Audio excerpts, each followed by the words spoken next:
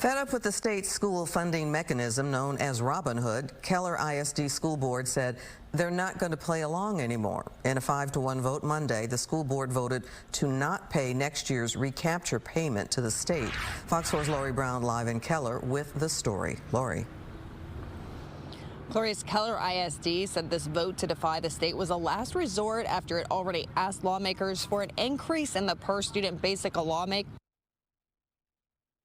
The state is sitting on a multi-billion-dollar surplus, and the argument that in lieu of them giving us more money, that we should just give them more money instead of funding schools appropriately is absolutely asinine. A defiant Keller ISD school board voted to send a message to the state that enough is enough. They're constantly looking for ways to collect more money from the districts. At issue, the funding mechanism known as Robin Hood that's existed in Texas for about 40 years.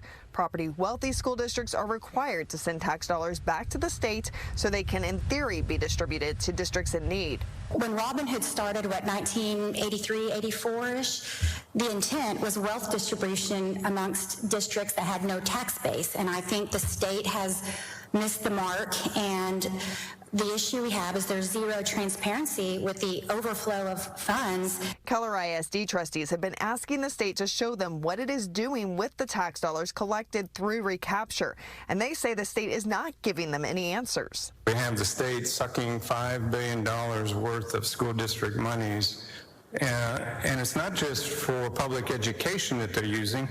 The sentence goes on to use recapture funds to rebalance other state budgetary needs, not necessarily school funding. Many public education advocates are upset with the state legislators' failure to increase spending per student in the latest session despite soaring inflation.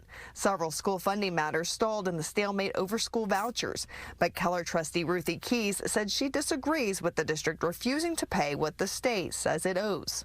I would never tell one of my kids, you don't have to pay your bills if you don't want to.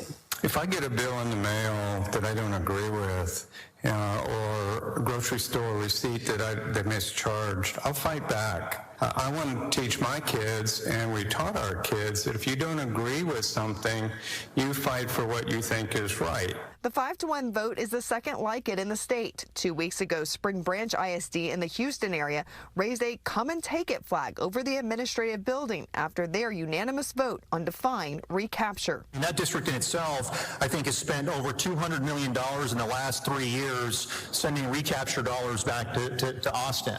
I mean, are there kids in that district not worth any of that money? I mean, is the $2.5 million that we sent back to Austin 2 weeks ago, are our kids not worth that money?